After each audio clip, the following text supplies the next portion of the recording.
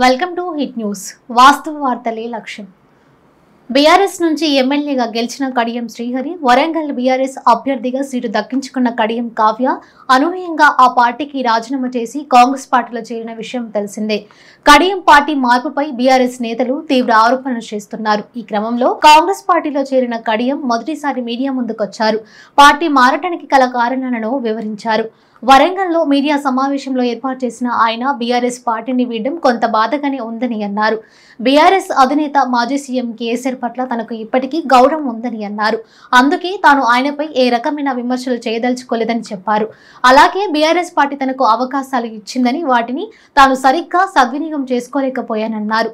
ప్రస్తుత రాజకీయ సమీకరణాలు మారిపోయాయని, స్టేషన్ గన్పూర్ నియోజకవర్గం అభివృద్ధి చెందాలంటే పార్టీ మారటం ఒక్కటే మార్గమని అన్నారు. అందుకే కారు దిగి కాంగ్రెస్ పార్టీలో చేరినట్టు చెప్పుకొచ్చారు. కేంద్రంలోని మోదీ ప్రభుత్వం ప్రజాస్వామ్య వ్యవస్థలను నాశనం చేస్తుందన్నారు.